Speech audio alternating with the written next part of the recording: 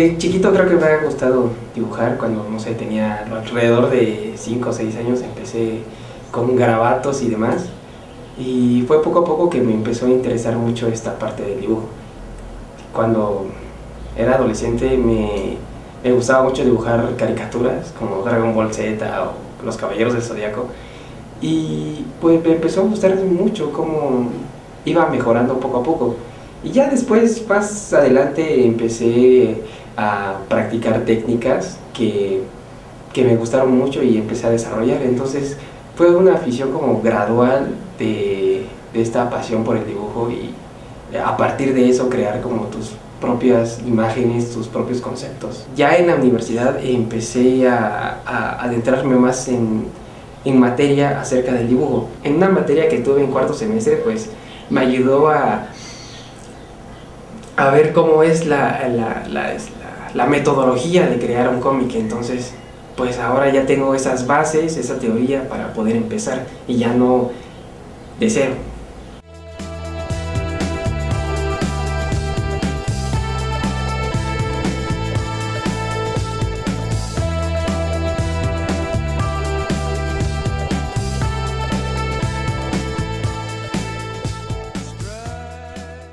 En la materia de dibujo 4, el maestro Rafael había puesto el tema del dibujo con fines comunicativos.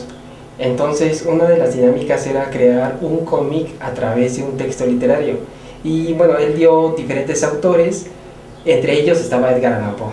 Entonces, primero fue la selección del cuento, y después, bueno, tenías que leerlo y seleccionar el número de cuadros o de viñetas que iban a salir durante el texto.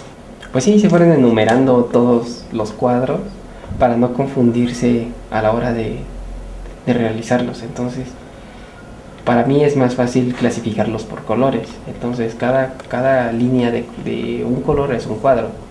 Entonces, lo primero fue las características de los personajes. ¿Cuál es su personalidad? Características físicas, fisionomía, sus atributos, qué indumentaria utilizaban. Entonces fue un cuadro donde se fue desplegando todas esas características de los personajes. La tabla de personajes contiene las características físicas, fisionómicas y la personalidad de todos los personajes involucrados en el cuento. Pero en este caso nada más habían 3, por ejemplo: el príncipe Próspero, la máscara de la muerte roja y los invitados. Se profundiza mucho en sus características físicas y demás para poder crear el diseño del personaje. A partir de esto, de este texto, a partir de toda esta recopilación de los personajes, se podía llegar a una imagen. Se fueron haciendo como diferentes diseños de personaje a través de diferentes perspectivas. Entonces aquí están varios bocetos acerca del príncipe Próspero, que en este caso era del cuento, hasta que finalmente llegué a la conclusión de este diseño. Entonces, utilicé diferentes técnicas, y bueno, a mí me había convencido mucho el carboncillo por sus amplias posibilidades y la correcta homogeneización entre la historia y la técnica. Aquí hay diferentes pruebas con otras técnicas, pero finalmente el carboncillo era la mejor opción para esta. Y de ahí se fueron desglosando el texto, ¿no?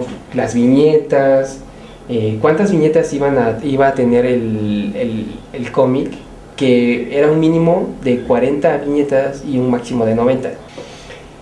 Después de la definición de cuántas viñetas iban a salir del cuento, se pasó a la descripción de cada viñeta, es decir, en qué es lo que iba a estar involucrado en cada viñeta.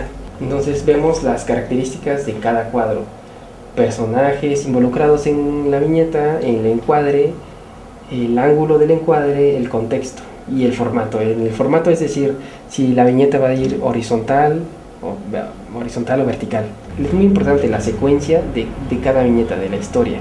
Cómo vas a contar esa historia a partir de una secuencia de imágenes, que es lo que como uno de los conceptos del cómic.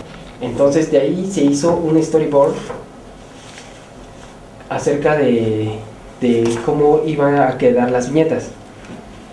Entonces, de cada cuadro se hizo un boceto de cómo iba a quedar realizado. Entonces, se hicieron muchas pruebas acerca de por qué decidí poner el personaje en cierta posición y no en otra.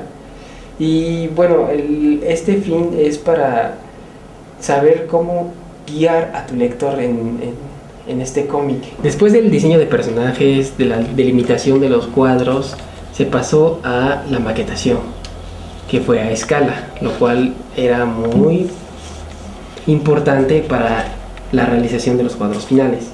Entonces, en esta maquetación, ya con las páginas dispuestas, que fueron 16, que se dieron en el briefing, se empezaron a colocar los cuadros.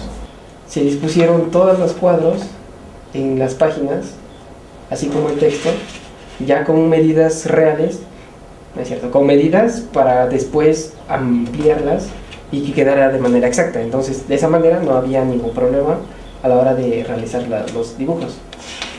Y bueno, las medidas que iban saliendo de cada cuadro solamente se multiplicaban por 2 y era la medida exacta de los cuadros finales. Entonces ya era mucho más sencillo hacerlo.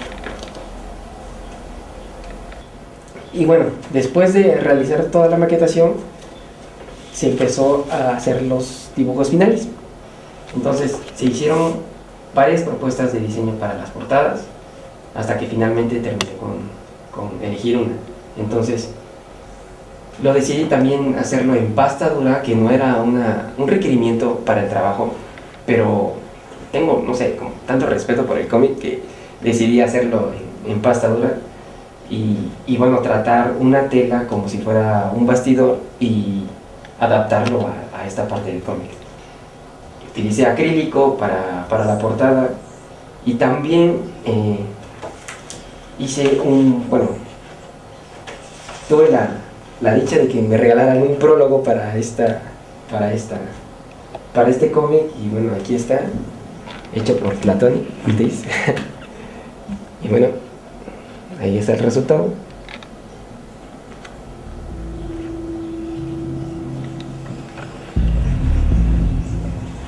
¿Y qué más?